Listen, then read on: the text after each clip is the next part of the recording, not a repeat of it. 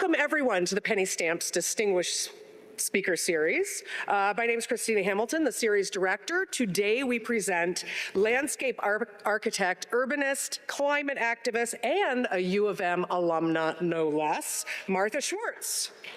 I want to thank our partners for their support today, Design Core Detroit and the U of M School for the Environment and Sustainability, and our series partner, Detroit Public Television and Michigan Radio 91.7 FM. Just a couple quick announcements for everyone before we get started. Our partner today, Design Core Detroit, has 2 open calls that are for upcoming opportunities. Design Core has launched a new City of Design Challenge for 2023 to explore ways to increase community connections and unify residents in times of disruption. So if you have a good idea about that, the open call for the City of Design Challenge is now open. It closes on March 10th, so you've got about a month to figure that out. Design Core also produces the annual Detroit Month of Design Festival, which happens each September in Detroit, providing great opportunities for designers to connect and expose their talents to national and global audiences. So applications to participate in the festival are also open, and that actually launches on Monday, and it will run through Sunday, March 19th. So both of those applications can be found on the Detroit Design Core website, which is designcore.org. Very simple. So I know we have great ideas in this room, so I look forward to seeing some of those coming soon in Detroit. Tomorrow evening, very important announcement, the highly anticipated annual exhibition for the undergraduate juried show for the Stamp School. This brings the best of art and design works being produced by Stamp students. So come out and celebrate their creative work. There will be an opening reception tomorrow evening at 6 p.m. to 8 p.m. at the Stamps Gallery just around the corner on Division. So remember to silence your cell phones. We will have a regular Q&A in here today. There are microphones at the ends of each aisle. So when we get to the questions, just line up at either one and ask away. And now to introduce our speaker, please welcome Professor of Landscape Architecture at the School for Environment and Sustainability and a licensed landscape architect herself, Lisa DeRussell.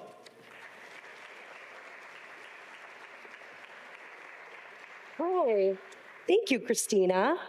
Hey, everybody. Oh, I see a lot of nice smiling faces out here. I love it. A lot of talent, I'm sure. As Christina mentioned, my name is Lisa DeRussell. I'm an assistant professor of practice in landscape architecture at the School for Environment and Sustainability here at U of M. I thank you guys all for having me here tonight. It's my pleasure to introduce tonight's speaker, Martha Schwartz. Martha is a landscape architect, urbanist, climate activist, and world-renowned designer. I might also mention that she is an alum of this university, so you can imagine my delight when I happened to intercept her last fall on Central Campus, just strolling through the landscape architecture design studio. I was like, "Oh, Martha, what are you doing?" And she was happy to just sit and hang out and chat with our students. And they were more than pleased. So if there's any landscape architecture C students in here, I'm sure there are. She is so happy to be able to see you again. I'm pleased that she's here with us today in a more formal setting to chat with us about her work in the urban public realm and its importance in making cities, quote, climate ready. Martha's work is really a call to action for all of us, especially all of us here in this room. In her 40-plus years of experience, she's no stranger to designing, implementing big, forward-thinking ideas. Academically, she's a tenured professor in practice at the Harvard GSD, where she is a participant of their climate change working group, where she's advancing the knowledge of climate change, its causes, effects, and awareness of new solutions coming out of science to really bridge the gap between theory and action. More recently, she has created a nonprofit called Mayday Earth, which focuses on climate crisis and the science of solar geoengineering. This organization educates non-scientists, generalists, and about global scale climate change solutions, which can be integrated into practice, thus expanding the role of design in the built environment. Martha's CV is just covered in accolades, and I'm sure that you will be able to tell that she is truly a rock star of our industry. So please put your hands together and join me in welcoming Martha to the stage.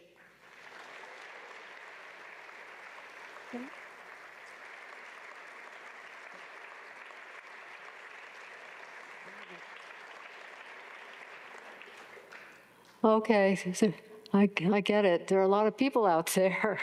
Anyway, I really am very happy to be here. This is my alma mater. Although at one point, they weren't going to actually graduate me for other reasons. We can talk about that later. But it happened. My daughter is here at college. She's in the stamp school, and my sons have been here. So our family has actually been here quite a bit. I'm going to actually get going really quickly because I have too many slides to show you. I couldn't figure out what kind of lecture I should give. Do you want to learn about solar geoengineering? That will cool down the Earth, so you'll have life for a while. So that's good. But let's keep on going here, and I'll start this, okay? So, by the way, I am impossible at being able to use technology. So if I start crying, somebody come up here and help me, please, all right? So I'm going to start off with kind of my background because, because it's kind of strange, all right? So it's about my brilliant career, right? Okay, sometimes I don't feel so brilliant about it, but okay, so I come from a family of architects, and I seem to have a DNA problem that I'm hoping bioengineering could change. But here's how it happened. My dad is up on the upper right, Milton Schwartz, and as a young architect who was teaching assistants, he was assistant to Louis Kahn. Of you who are architects, do you know who Louis Kahn is? Raise hands. Somebody? 3 people know who Louis Kahn is? Wait a minute. What's going on in Michigan? Okay, all right. And I assume, so my dad met another architect who was also teaching with Kahn named Eugene Wasserman, and he's a guy in the white suit. They became very good friends, and Eugene had a very cute sister, and my dad married her, and that's where I came from. Eugene's family also are all architects and designers. So my side is really, my side together pushed both of those people coming from all architects coming from who God knows where. And I've gotten hit from both sides. That's my problem. I can't do anything other than what it is I do.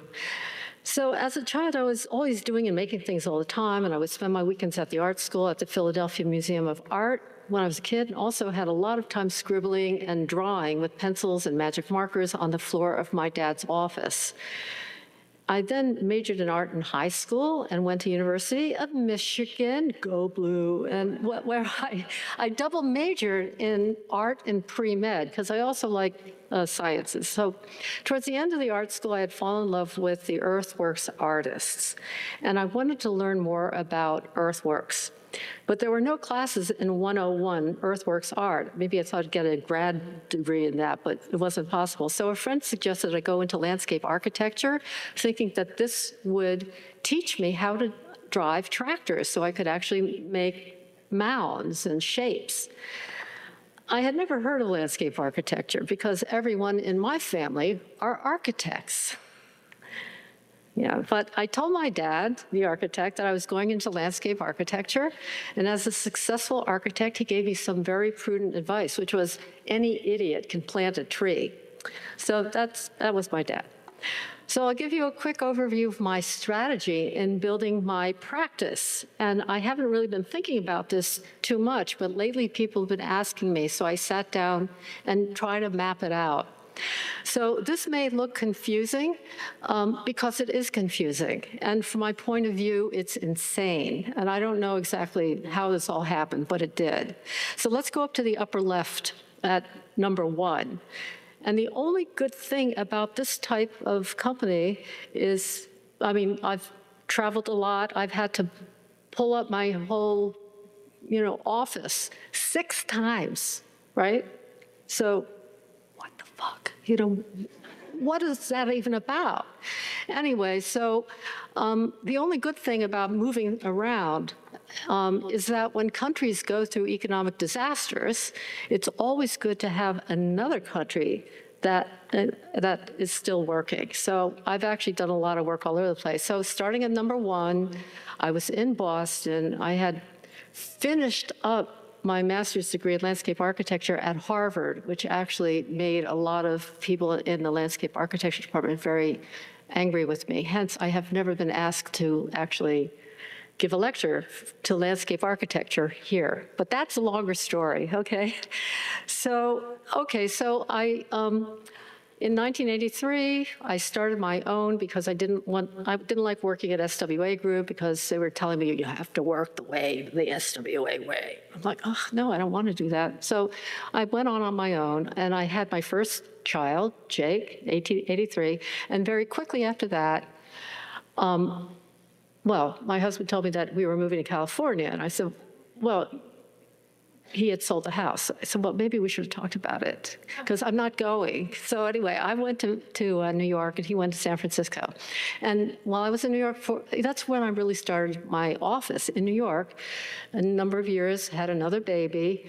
But then my husband came back and said, if you don't get to San Francisco, I'm going to divorce you. So I thought, well, maybe I should go to San Francisco. So after that, I went to San Francisco, picked up the whole thing, went there, because, women doing jobs and this and the other is a little complicated when you have babies.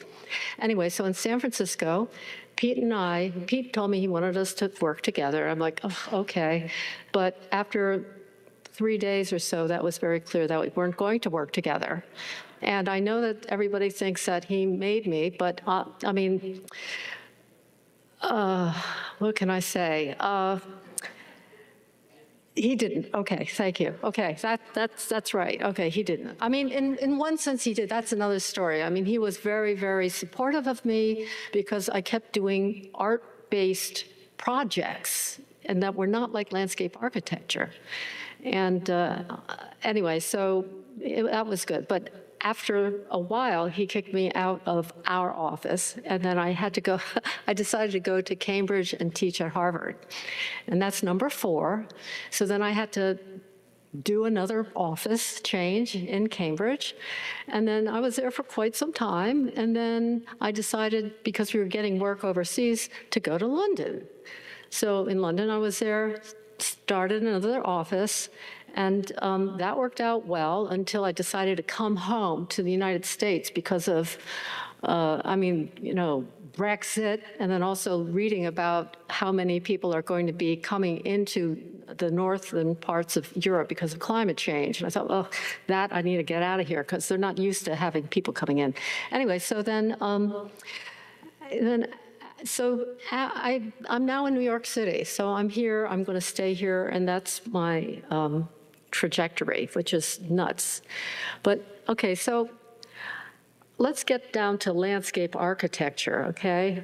After graduation, I worked for a lovely small landscape company to learn how to be a real landscape architect, but I was super bored and decided to get back to making things with my hands.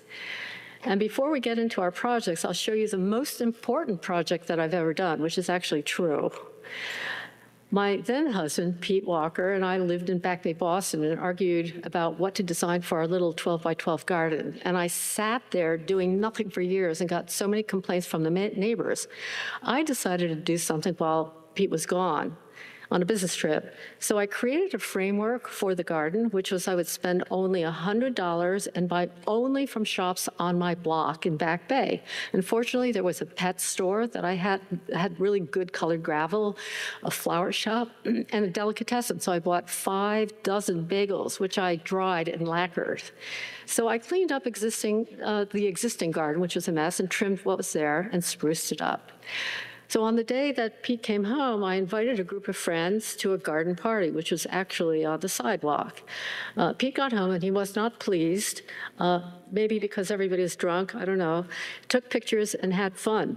But one of them told me I should send one of these pictures to the American Society of Landscape Architects as a joke, which of course I did. So let's see. Why isn't this clicking? Did it click? No? One day, no. Help me, somebody, help me. Help me, Roger. Why is this not working? I hate technology, but I have a very bad relationship to it. Try one more time. Okay. We might have to go to just using the. I'll use this, the arrow? Try that. That's not working either. Oh, I see. Oh, good. I'm gonna start crying. Okay.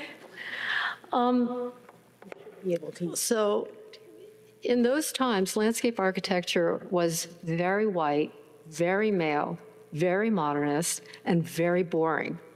And even worse, appropriateness was very important to the profession at that time as they were trying to win favor from architects, which we still don't have. But again, from an artist's point of view, appropriateness is like flying a red flag in front of a bull. So I didn't like the idea that we were looking to be actually appropriate. So I did write back to Grady Clay, who was the editor of the ASLA. We did send in the picture, and then he wrote back and say, oh, by the way, I'm putting it on the front cover. So we missed it. There it is. He put it on the front cover. And he said, well, write something about why you did this. And so I wrote back, and I made a case for the bagels being an extremely appropriate landscape material. And why? Because they're cheap, democratic, anybody could put them in a garden. They did well in the shade, they didn't have to be watered, they were biodegradable, and they looked great. But what else could anyone want for a landscape material? What could be better? So when this was published, there was a severe reaction, and more people wrote into the magazine than ever. And there was a super hot debate about this. I almost got killed, kind of. It's like, this is ridiculous. I could pull down my pants down too. I mean, people really had a hard problem about it.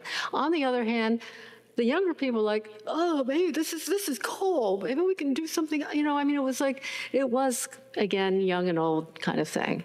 So looking back, it turned the corner for the design in landscape architecture. It kind of busted down the walls and allowed for more ideas and very different ways of thinking. So that actually did turn a big corner.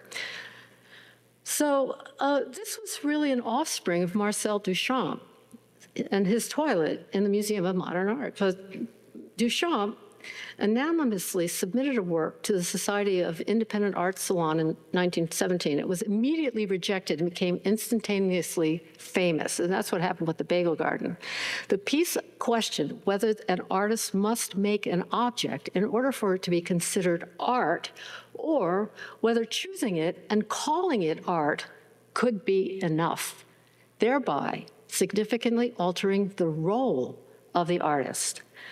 This changed the art world significantly, and the perception of what could be art changed, and hence the remit of landscape architecture was also widened in the same way.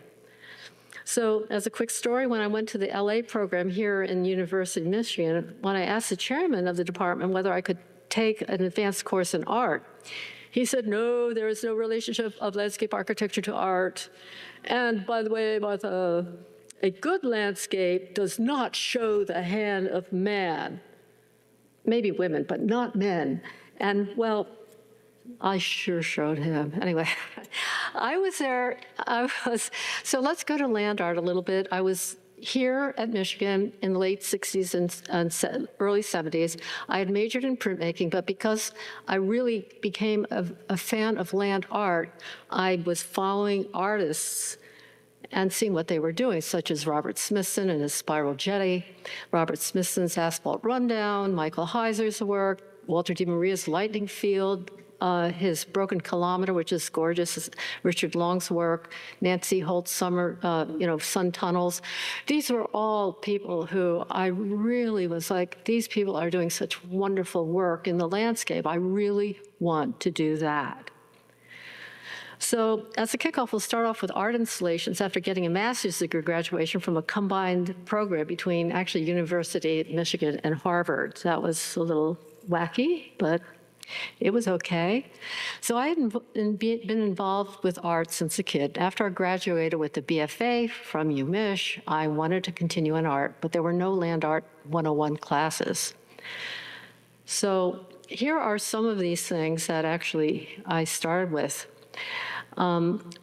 This is the Whitehead Institute Splice Garden that I actually did. It was a small rooftop garden on a new building at MIT.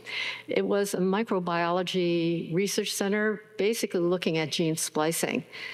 There were high surrounding walls that created a dark in-hospital space overlooked by both classrooms and faculty lounges.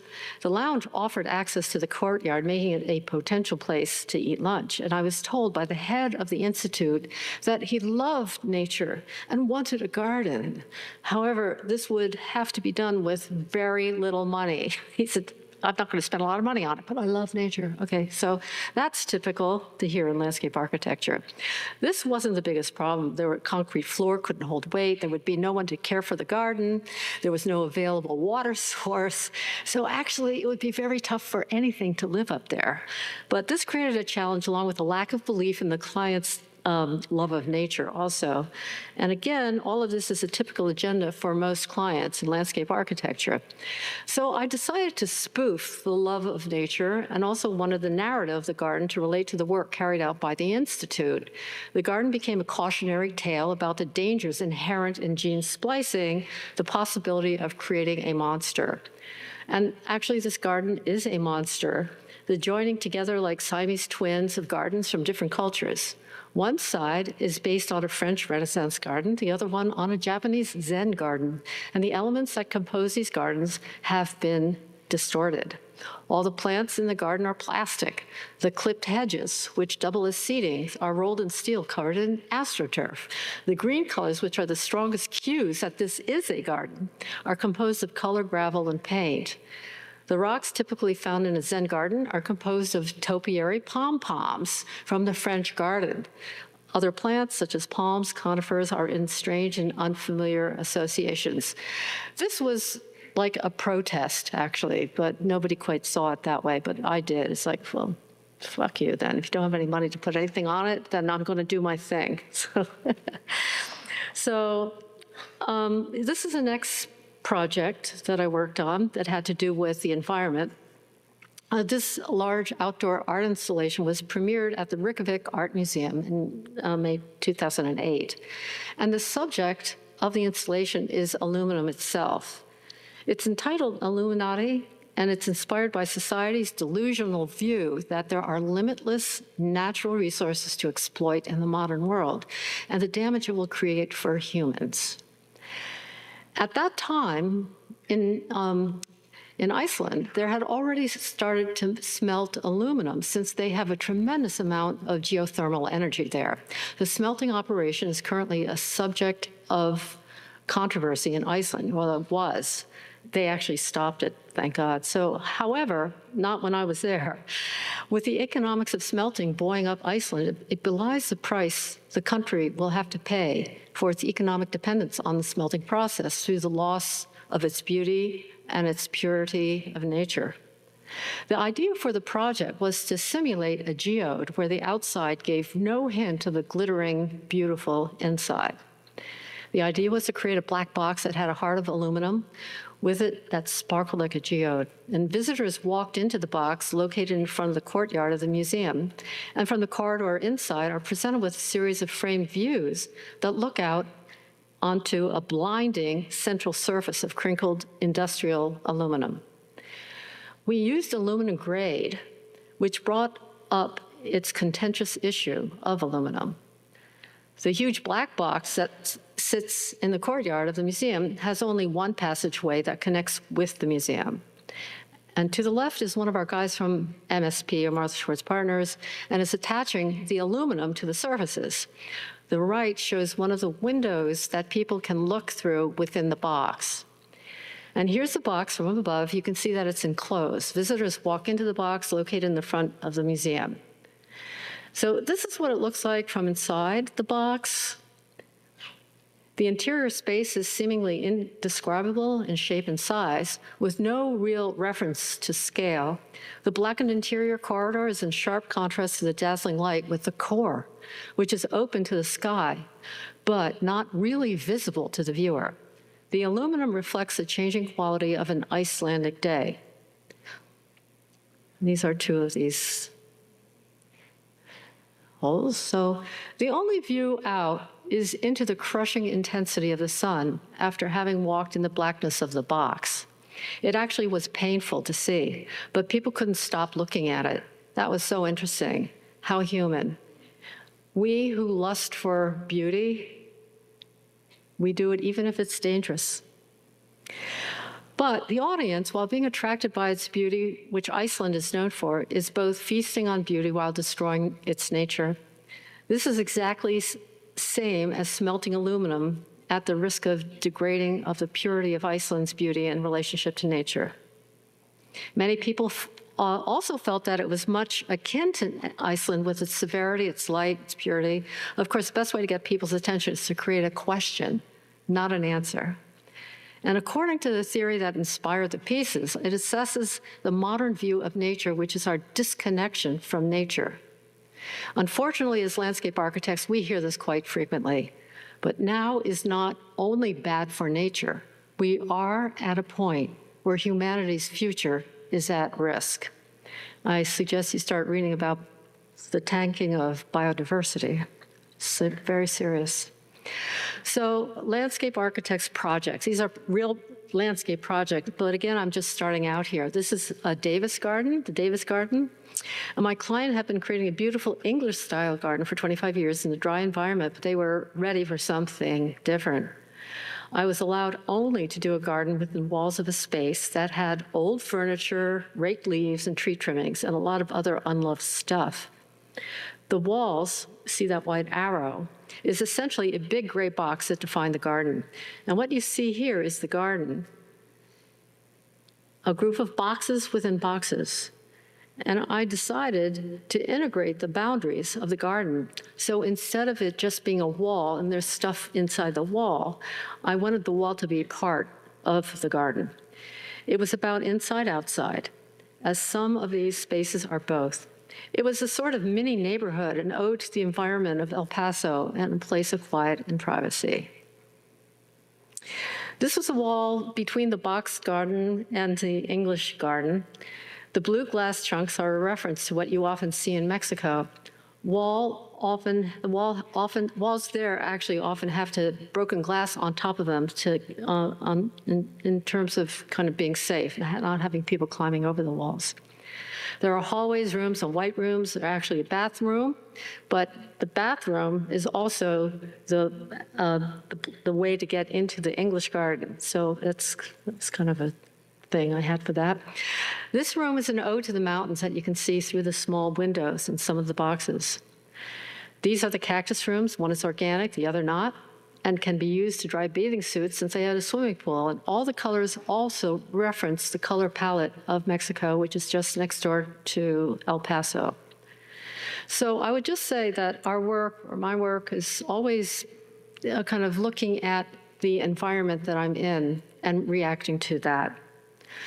So Jacob Javits Plaza, Okay, this is in New York City. And because the existing plaza would be demolished during waterproofing construction, there arose an opportunity to revitalize the plaza. And Richard Serra's Tilted Arc had inhabited the plaza as a site-specific work. But it was controversial, and its 12-foot height and 120-foot length was an international obstruction, both visually and physically, to pedestrians, so they tore it down. So when the sculpture was removed in 1989, the plaza remained vacant except for temporary planters and furniture, which were disconnected from its context. And here we come. We were asked to design a new plaza in replacement to the Serra sculpture, meaning that this should be artful, but it needed to also be friendly to people. I decided to integrate the plaza back into the parks that New Yorkers love, especially Central Park, which is an icon known to all New Yorkers. I wanted to use these three specific materials that you see all the time in and around Central Park: the Olmsted light pole, the hexagonal asphalt blocks, and the Green Park benches. This was going to be my palette. But the historic materials will be used to create a very different park for Javits Plaza. First, we needed to get rid of the broken fountain that had been put up in the absolute worst place on the plaza. The park needed to be integrated back into the city by taking down the walls that cut off people from the city. It was also a safety issue.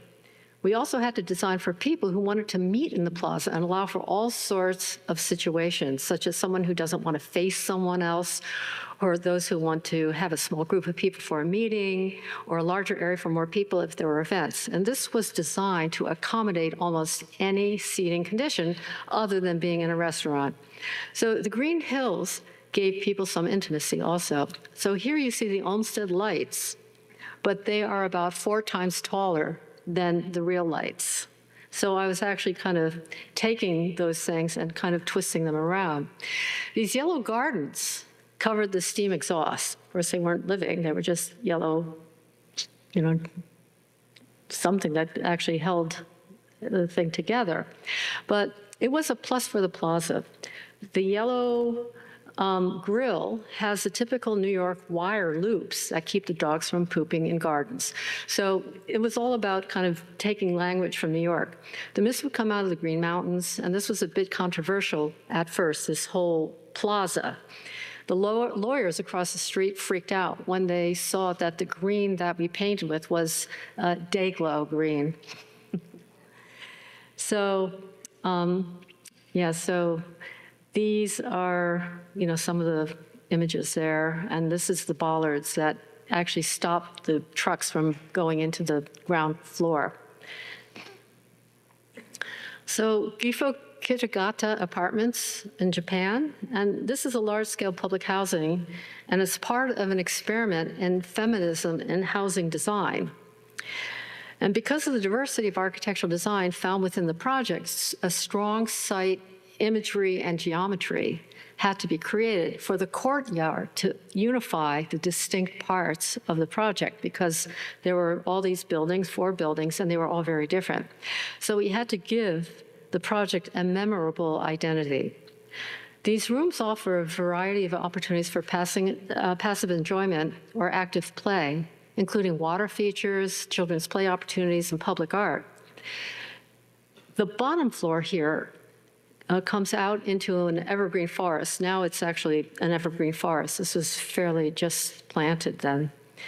The cherry forest sits on top of a piece of land that connects way to the other side of the project. This is built because of water runoff. Here is a community center, an important place for everybody to gather, and there are many different social uses in this area. The center is surrounded by a sunken, flooded area with willow trees down there, and a wetland vegetation is made accessible by wooden boardwalks. There's the Iris Canal, dance floors, children's playgrounds, sports courts, and a water rill. And each of these rooms provide a different experiential opportunity for the people who live in this community. This is the sunken willow garden, designed so that when the trees grew, people can kiss without being seen from above. So that's what I call kind of a date gate. In the stone garden, a circular fountain with stepping stones and rocks spit water at irregular intervals to create a fun game-like experience for kids or grown-ups. The Four Seasons Gardens is a series of 4 miniature gardens that capture the spirit of the seasons, are enclosed by colored glass walls. Blue room is winter, yellow spring, green summer, and red for fall. And they all have very different things that sit within them. And now this is looking down the park from the other end. You can see that with all that's going on, the linearity of it still pulls the whole project together. The next one is Minneapolis Courthouse Building. So it's a plaza, and the plaza is located in Minneapolis Civic Center, facing City Hall and in front of the new federal courthouse designed by Kohn Pedersen Fox Associates. The program required a plaza designed for both civic and individual activities with its own imagery and sense of place.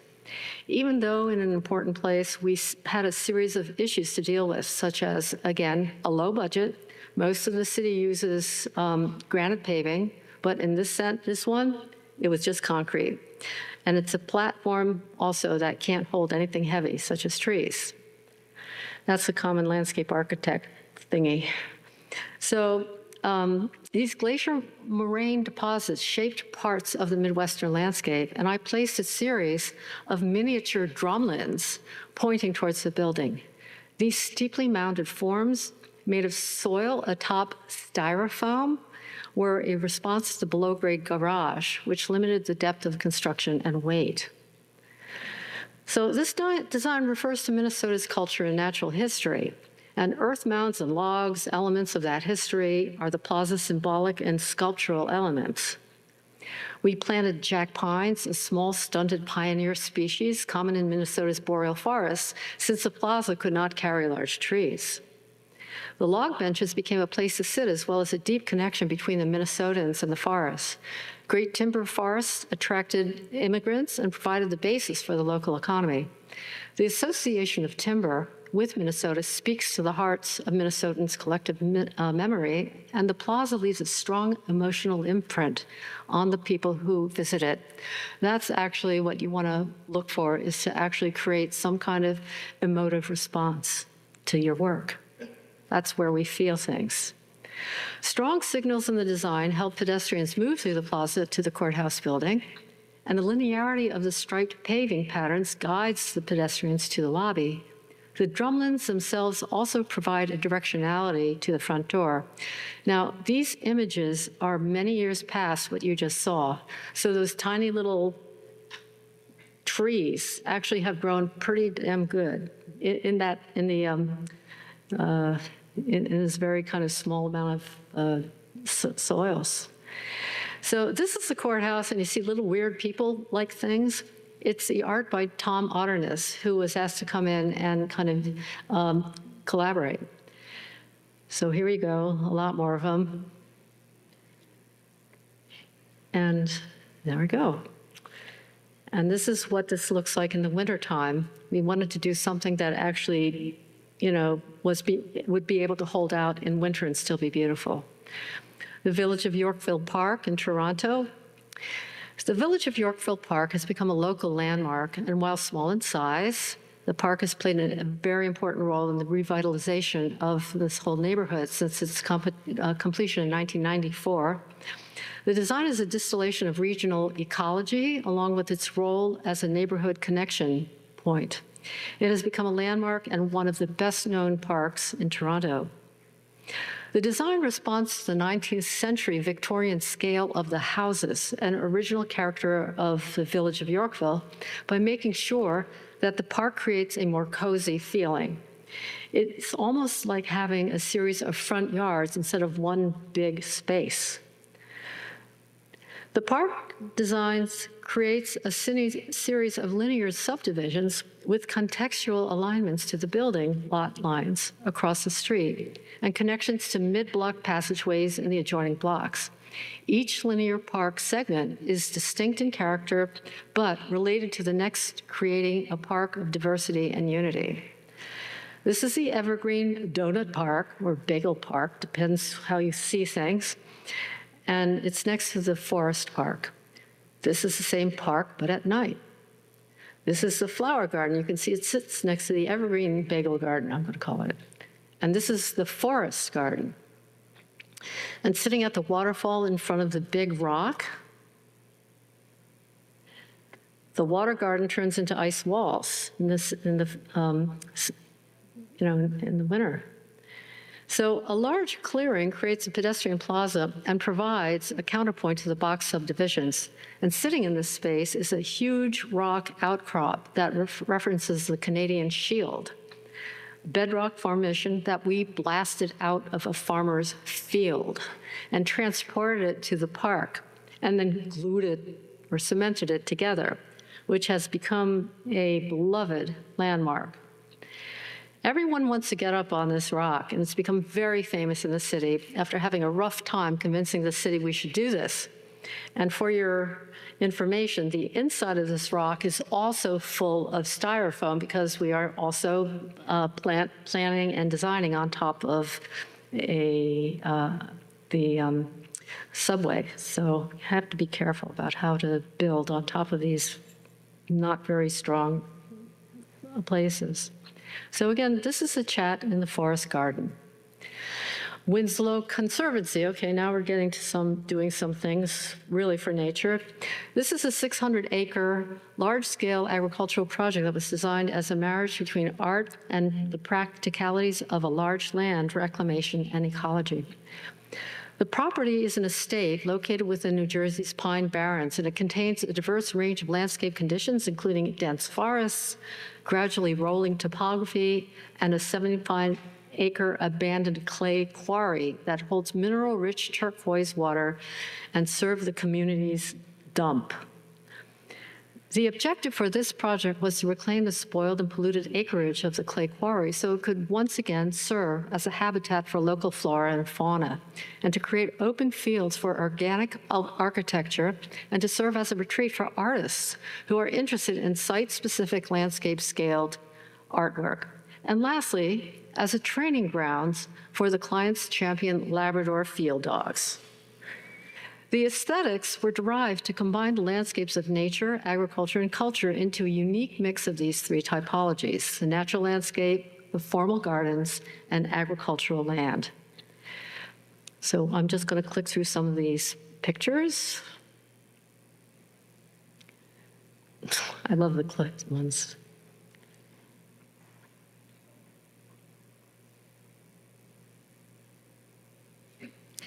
Clipped topiary elements run across these agricultural fields, conflating the image of farms with latter-day Baroque garden.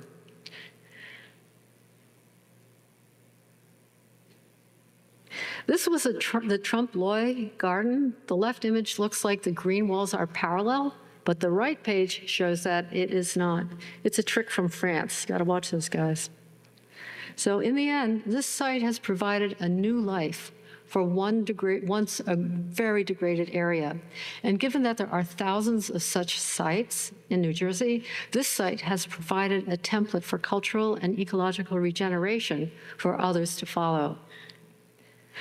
Okay, this is the Mesa Center for Performing Arts. The master planning for this project was done through a close collaborative process between architect and landscape architect. You're a very good team.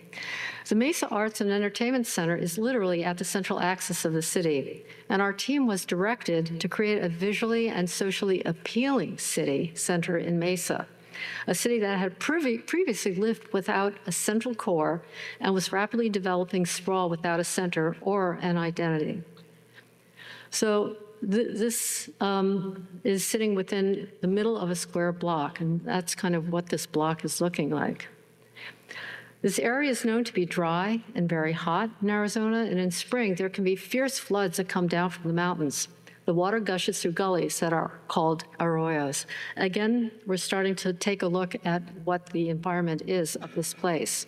What we jointly developed after exploring at least a dozen different schemes was to create a city wall for the city that had a lack of density and in need of spatial definition and urban density. The major buildings that housed the events were in back of the street wall and created an elaborate linear open space that would include civic space that functioned as a street and an entry space for the 3 theaters. We called this space, basically a linear park, the Shadow Walk, because we knew we would need to shade the area due to summer heat. This is looking into the entrance from the north. The blue walls define the outside and the inside. The Shadow Walks runs down the middle with the educational and galleries to the right and the performance buildings to the left. As you walk into the Shadow Walk, you first see the art gallery. The art school is to the left here and the performance building to the right, the Shadow Walk in the middle. This is a small seating area to watch extemporaneous shows. Here people are watching the extemporaneous shows, and here are the people doing the extemporaneous shows. So it was kind of, you could do whatever you want at any time you want it, it's there. Also, this is the steps that kind of light up at night, so it kind of becomes a place for people who like to sit out. And freestanding structures of woven strands of stainless steel arches through these spaces. Translucent colored glass screens, walls define smaller, more private parklets or small garden-esque areas where people can sit, talk, and generally separate themselves from the crowds. And these gardens create more intimate areas within greater public spaces. The colored glass, backlit by the afternoon sun, will hold the shadows of the cacti and other distinctly textured plants in silhouette, again, placing the shadow cast by the planting on stage. Another motif running through the Shadow Walk is that of the banquet table, an element that appears several times throughout the plaza. The banquet tables are very long and skinny. They're thin stainless steel tables topped with marble.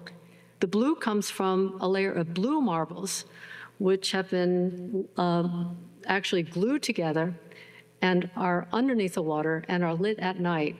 This is an ode to the Italian garden of Villa Latte. Here's another one. Another one.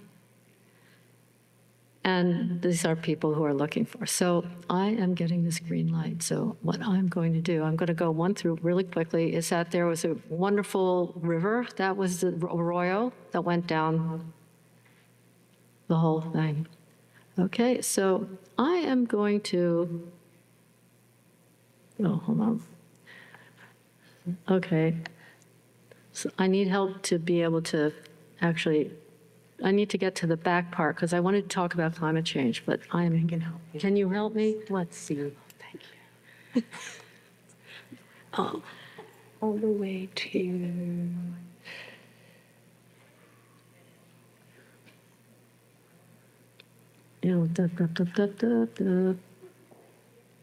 know, Oh, 5 now. That's it. Okay, we don't have a lot more time, and I'm ending this with a project that we have been working on and will be working on, I believe, for some time. But I wanted to share it with you because I think that some of this is going to be very important. So in 2016, this is the day I quit landscape architecture in 2016. My sister Maggie sent me a YouTube video about the melting of the permafrost on the eastern Siberian shelf. Methane has at least 84 times the greenhouse potency of carbon dioxide, the second most important greenhouse gas after carbon dioxide. And the issue is that more methane is released, the hotter the atmosphere it gets, which creates more melting of these ice shelves where it's been trapped for millions of years. We are at the fringe of a possible negative feedback loop. That day in 2016, I felt that what I was doing as a designer was not relevant. And I stopped and I spent a good year teaching myself about climate change, reading all sorts of books. And actually, after having spent a few years really kind of basically looking at geoengineering and what's going on there, I realized how important the land is. And that's our profession, is about the land. So after understanding how important the role of the land is in climate change, I now know that the profession of landscape architecture actually is the go-to profession within the built environment in climate change. We naturally take down carbon dioxide, we cool the earth, we support biodiversity, we provide food and water, and so many other benefits created through ecological systems. So a number of months ago, we were notified by the planning department of Bilbao. The Bilbao Metropole 30 is an organization that runs Bilbao. They contacted me about collaborating with them on an important new master plan for Bilbao's riverfront. And of course, it's like, hell yes, definitely, I want to do that. And Bilbao is at the northern border of Spain and France. That's where it is. It's known as the Basque Country. It says Biscaya up there, which is a semi-independent country within Spain. And by the way, this is where the famous Guggenheim Museum that Frank Gehry designed. It's fabulous. And this is the river and the focus of the new master plan. The river is connected to the ocean, therefore it's a port at the end of the river.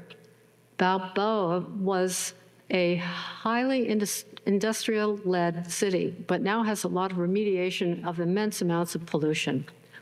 The metropolis is an area of about 1 million inhabitants, which is considered the main economic engine of the Basque Country, and that it has transformed itself from its industrial past to become a modern cultural region, internationally known thanks to the Guggenheim Museum, as an icon of this transformation. But what was on my mind? Did this master plan take in the impacts of climate change in the future? And if not, the framework that I was looking at would have to be thrown out. So I decided that before we jump in, we better do some research to get an overall picture where Bilbao will be in the future. And if you take a look and go into the websites of climate change, it's usually measured by 2050 and then by 2100. So our team got to work to put together a small booklet for the politicians to consider. Here's a quick look at what we sent. I'm basically showing you what we sent to them. There were 3 important topics that we actually looked like in terms of research: the impacts of climate change in the future by 2050, the opportunities of climate change. There are many opportunities out there. And then 3, understanding the role of the site itself and what it can provide.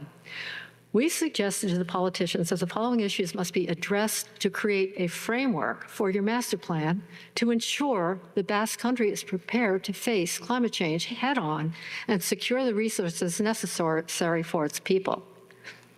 So each one of these topics contains research information on 2 things: future climate change impacts on the city and key takeaways. I will go through these climate issues and key takeaways that we came up with. So this one is Southern Europe up there. And Southern Europe will be particularly hard hit by climate change: rising temperatures, increased flooding in seas, less crop yields. Climate refugees from Africa and South Europe will put pressure on the quality of life in Basque Country. These issues will also lead to a decline in tourism, and the cities of Basque will need to prepare a new economic model to plan for sustainable futures. A master plan to project the city's Bilbao needs for at least the next 50 years will need to tackle these climate issues. The next page is a framework issue on sea level rise. Bilbao's port is at risk for permanent inundation due to sea level rise. Storm surge from stronger storm events will batter the city's ability to conduct trade. Next one, framework issue, flooding. Also, Bilbao will be vulnerable to floods as waters coming down from the mountains will contribute to flooding and will impact agriculture and cattle raising. Be prepared for this volume. Okay, southern Spain, this is about extreme heat. So southern Spain will be hit harder by extreme heat, and climate refugees will be migrating north to find cooler places to live. That's why actually I came back to the United States from London, honestly. Bilbao has an older population on average who are more at risk for heat stroke and heat exhaustion. This compounds as climate change heats the planet. Bilbao needs to focus on cooling.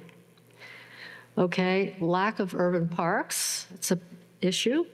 As cities experience more severe and long heat waves, new urban parks will be needed to cool the city.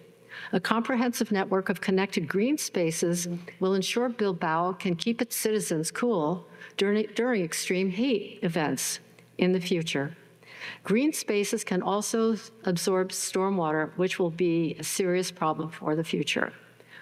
Well, key issues, you have to start finding more open land in our cities. Yep. Okay, this is about current energy resources. Bilbao's energy is primarily based in imported fuel fossils. Renewable energy production accounts only for 16.2% of the energy demand in the Basque region. Further investment and research into renewable energy sources can also create a new economy, so more research on new renewables.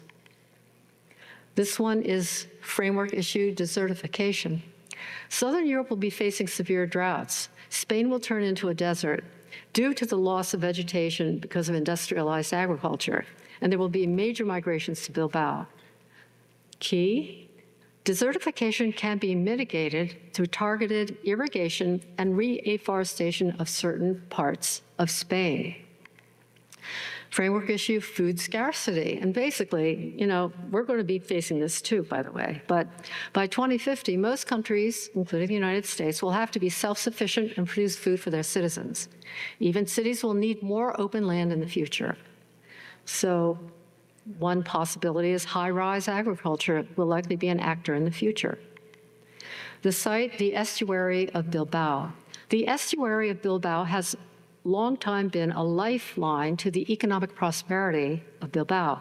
The waterfront must act as a piece of climate armor for Bilbao, adapting to projected sea level rise and serving as a layer of defense in storm surge events.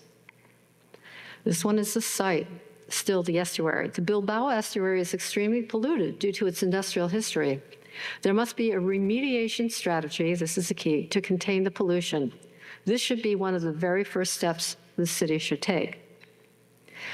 Nature-based solutions is the core for how landscape architects can work to address climate change, such as cooling cities through urban afforestation, something that I'm actually working on as a Harvard grant at the city of Springfield, Massachusetts.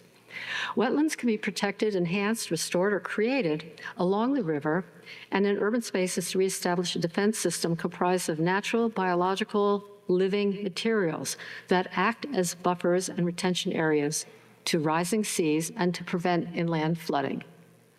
The aim of this concept of nature-based solutions is to integrate ecological networks along with technologies and urban infrastructure so to expand multifunctionality and connectivity. This we need to actually tell to our planners and the architects. Nature-based solutions can provide urban agriculture to generate local floods and social cohesion, green roofs for climate change mitigation, regeneration of abandoned industrial sites through afforestation, rain gardens for stormwater management, green and blue spaces for promoting health, and utilization of permeable surfaces and vegetation in urban areas. In terms of providing sociocultural benefits, nature-based solutions supports health, security, education, place-based values, visual quality, and social relationships. So opportunities, these are opportunities. Mobility systems will drastically change over the next 50 years, and cities will need to rethink their infrastructure to adapt to these shifts. With an inevitable transition to automated vehicles, existing roadways can be narrowed to include linear forests and increased permeable surfaces. This is this thing that I'm working on. As this grant. And public transit systems need to be future-proof to adapt to sea level rise and extreme storm event. If you start looking into the future, you're going to actually come up with some really interesting ideas that actually may happen. And I cannot say more than this time is the most creative time that I have seen in my entire life, because there are so many people around the world who are coming with ideas. So get on that website and just ask any questions you have, and it comes up. It's very valuable. It's the only thing that's going to save our butts. So following are opportunities that climate change can offer cities. We can expand an energy economy through the development of green hydrogen, though it still creates a lot of carbon dioxide. Creating partnership with Bilbao's universities can become a generator for new economies, retaining talented workers and testing new innovations.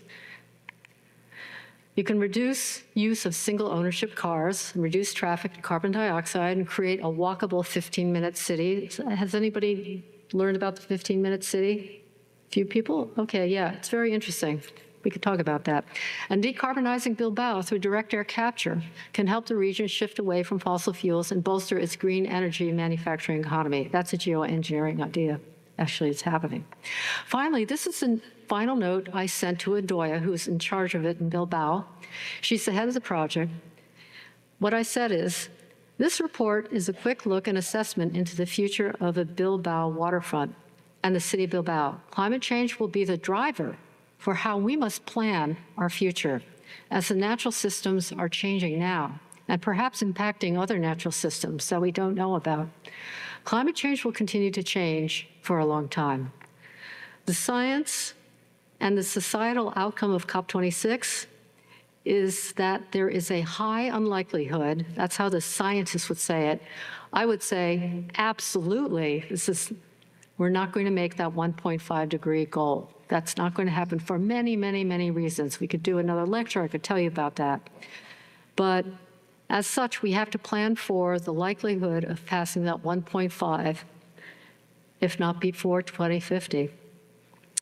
So given the quickening rise of global warming, science tells us that temperature and sea level rise will continue for at least decades, which will create much more severe impacts than we are facing today. I don't know whether I can pull this up or down, but no. Okay, so guess what? That's it.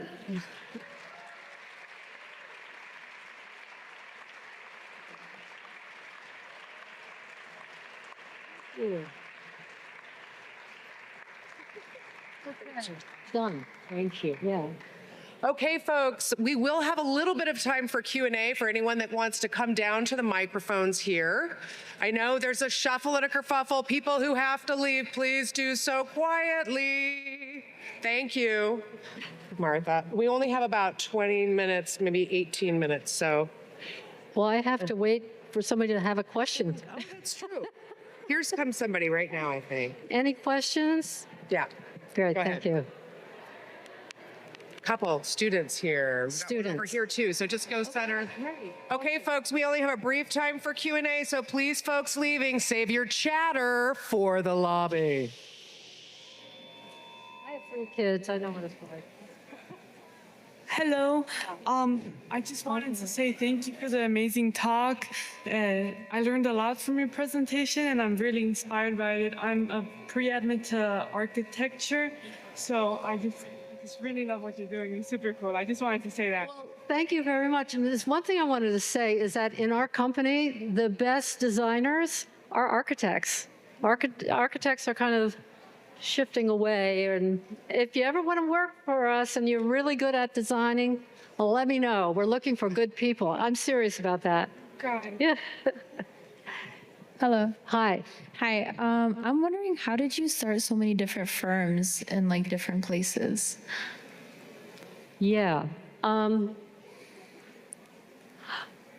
not exactly sure how that managed to help, but I think, I very quickly, because I was doing such crazy things and they were colorful or strange, during that time, the magazine economy was going up and they were looking for all sorts of cool things to look at. And I actually got more work in Japan than the United States. Oh. So that happened. But I think that the work that we did was strong enough that people recognized it in some way and just kept asking us to do work. Yeah. Amazing. I think so. Yeah, I'm not sure. Thanks. Thanks. Hey, with your current And with your current knowledge and awareness of the environment now, how would you approach past projects that you've worked on differently? Oh, a lot. Yeah. Definitely.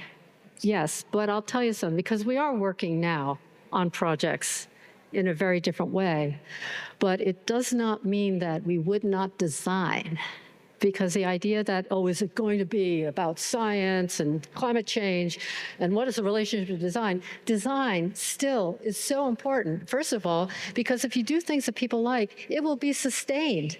Otherwise, it gets out. But we very much always look to what is going on in climate change. And what we do is when we're meeting our clients, we just did this last week, it's like, hey, dude, have you thought about climate change for this big project? Because if you are thinking about doing things business as usual, you are probably going to lose a lot of money. And you sit down and you explain. We actually have to teach our clients about this because most people really don't know what's going on. So you got to teach. And then, to start out, you have to understand the infrastructural issues first. I mean, it isn't about what's on the ground, it's what's underneath. And what we can do as landscape architects actually is quite a bit. That's what I'm saying is that I really think that landscape architecture is the go-to profession because we're going to be able to, manipulate the land, figure out infrastructure, figure out how to deal with water, figure out how we're going to keep the water, how to get rid of the water. I mean, water is everything. But we have a very good hand in being able to figure out how to protect whatever is being built, the building. So, yeah, I'm sure they would be different. I'm not sure I'd be using plastic. Yeah. Thank you. You're welcome. Hi. Hi, thank you so much for your talk this You're evening. welcome. I am also in the art school and have no experience with landscape architecture, but it's something I've seriously considered going into. And you were someone who became a landscape architect with no undergraduate experience, and I was just wondering what pointers you might give to me or someone like me who is really interested in that world, but doesn't necessarily have this sort of professional entry point. Like I've designed a garden and I've worked on farms, but I don't know any landscape architects. Okay, yeah, well, I can't really say that my graduate school experience taught me a lot. It gives you kind of a background. It's a good thing to do, but you don't know jack shit until you go out there and start building. Yeah. So don't let that stop you at all. Just do it. Just do it. Yeah. And also, I mean, it was a fight for what I was doing. I mean, I was a bad egg. I was, a black sheep. I mean, I was very controversial. People, blah, blah, blah. So what? Yeah. Just do it the way you think you need to do it. I mean, it's a pretty, open profession. Mm-hmm. So you think that a lack of professional experience in that area wouldn't necessarily be a hindrance if, say, like, I'm graduating this year and maybe I'll be moving to Boston or New York and I would love to find like a firm to work with. When I graduated, I knew nothing. It's only until you actually go into an office and go like, what the fuck was I learning over? Spent so much money. No, it's a background, but you learn as you go. You learn from other people. That is just the process. So just because you don't know anything doesn't mean that you won't know a lot over time. Thank you. You don't come out knowing everything. I swear to God. For 2 years, I really didn't do anything within the, Anyway, sorry. Love getting my hands in the dirt. Well, do it. Absolutely. Sorry. Yeah, thank you. Hi, this is kind of unrelated, but do you have a favorite plant or flower that you've worked with in your designs? In my designs? No, but I do have a favorite tree, and that's a white oak. Go figure. I don't know. That's the white oak. Okay, Tom, yes. Hi, Martha. Thank you very much. I'm Noah. Thank you so much for coming today. I am. Noah? Yeah. Oh. Good to see you. Anyways, the question, I'm curious when you think and what some of the limits are for these 15-minute cities. When are we going to be able to see hexagonal tessellated city blocks in the future? I know what tessellated means. I'm working on it actually in my grant. Here's my thought about it. I mean, it came from Oregon. Yeah. Yeah, okay. I know everything. But I think that there are parts of it that are useful. And I think the idea, I think you have to take what you think works for where you are and go from there. I don't think this is what you have to do. But, Paris is doing it. Barcelona is doing it. People are trying to do it. But I think the most important part of that is that we have to start to organize ourselves as neighborhoods where we have more ability to rely on other people as opposed to, waiting for buses to come up or this, that, and the other. I really think that there are some very good things. Like, we always work together. We used to build barns together.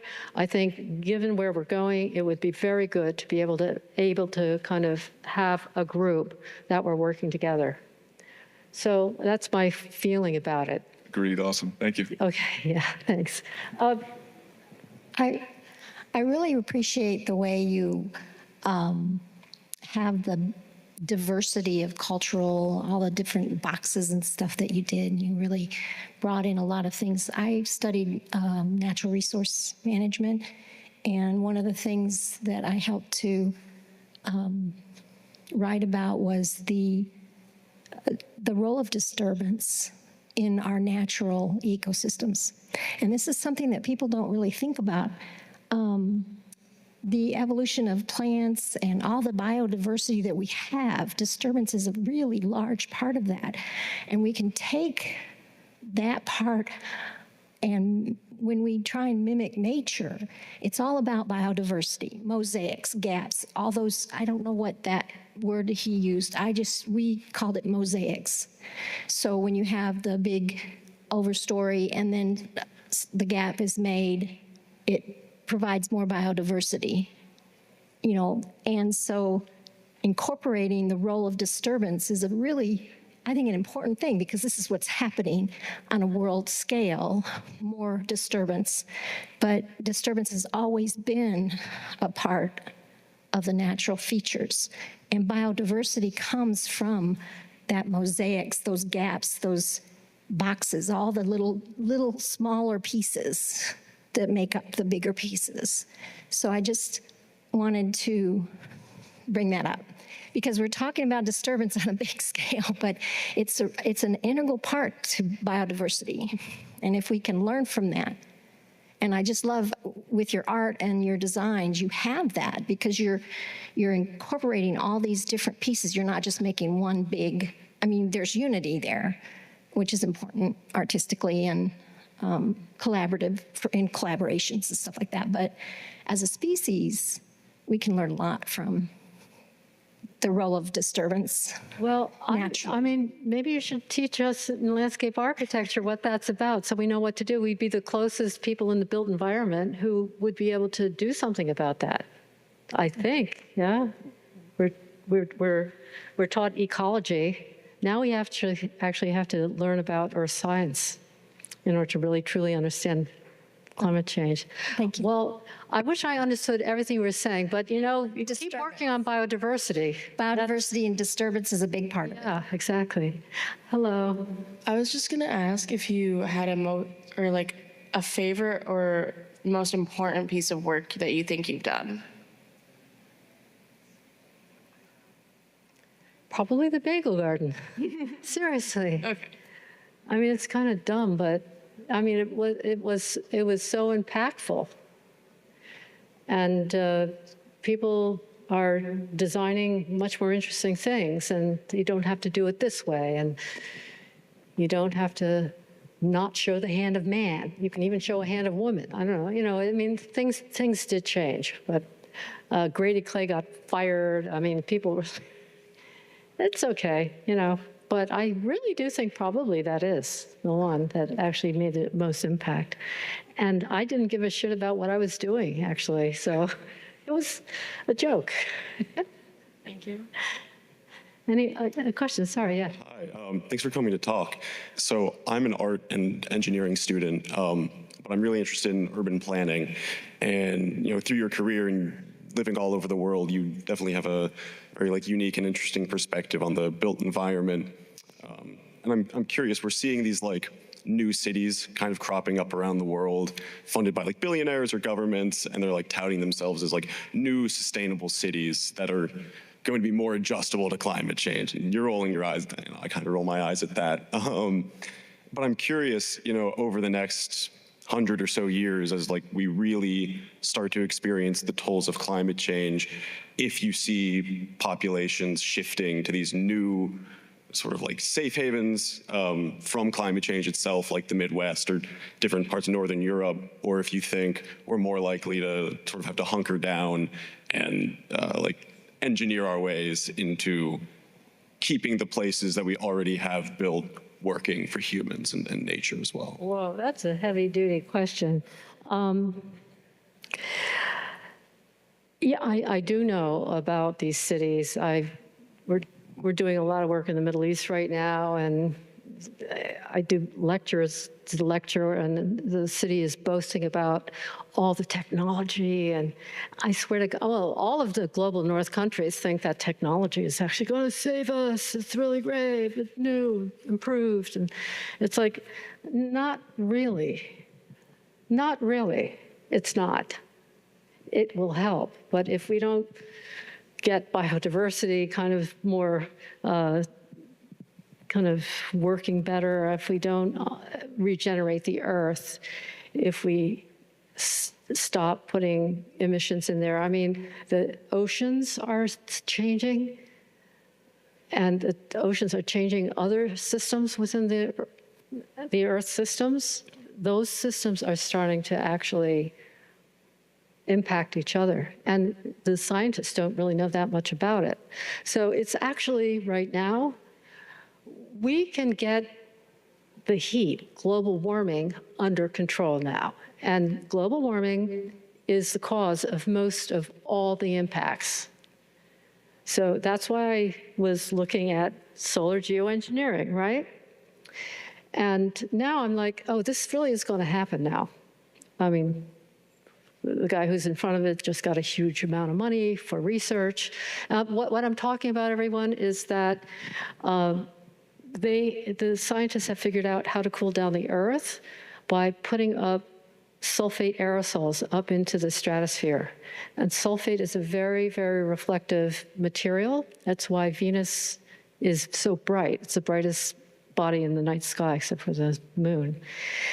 And they could do it. You can put it up with, it's not difficult. It's not that much of a technology even. It's a method, but they can put those aerosols up into the stratosphere, and because of the reflectivity, it will cool down the Earth. And so geoengineering, half of it is about how do we actually make the albedo of the Earth greater. And albedo is a measurement of how reflective a material is. So if we can make the Earth, or everything, more reflective, we'll be able to cool down the Earth. So it's not that difficult a thing. So that is going to happen. But if we don't understand the importance of the Earth system, game over. That's the crazy thing, is that we are so far away from understanding nature itself, or understanding why it's so important. We don't know about it. And that is the thing that now is scaring me the most. That's what scares me the most. So, I mean, I think that, there are going to be people who will suffer terribly. I mean, as the Himalayas are melting now, 2.5 billion people depend on that water. What are they going to do? I mean, just migrating to some place isn't going to help if you don't have any water. I mean, there are just things that are happening around the world. I mean, I think we will make it through because of cooling down the Earth, but I don't think everybody's going to make it through. And I think that I really feel, it's one of the things I really am working on, is that the lack of equity, the inequity of it all, is really terrible, because we caused it. We caused it. I did. You didn't, but I did. And those countries who are not up in the north where it's cooler and have the money and have all the, wealth, they're really suffering now because, climate is irregular. You don't know where it's going to be nice. It's going to be cloudy. It's going to be hot. It's going to be cold. Agriculture doesn't work like that. That's why we can't actually be thinking that, oh, this is just going to be just like it always is. You better start making your own little garden. So just having something that you can depend on. It's going to be different. So I guess with that, how can a young person who might not have like the experience or the degree, landscape architecture or an architecture, anything like that degree, get involved and help? Yeah, you don't need a degree to help. You really don't. It's a good question, but there's so much that needs to be done. It's an ocean of things that need to be done. So again, looking into there are different websites to look at, and there's so much happening in there. And there are a lot of opportunities that are going to happen. I was just thinking, because they're going to be putting these sulfate aerosols up, I'm going to start to invest in the companies that actually get those things. I mean, but it's, if you told anybody, they said, well, you're crazy. I said, oh, just wait. But look around. I mean, you're young, read books by yourself. I mean, I didn't go to school to learn about geoengineering. I mean, fortunately, the guys at Harvard were right there for me, so I would go talk to them. But reading books is really, you can do that. And that you can teach yourself. I mean, I have a book list. I'd be happy to send it to you.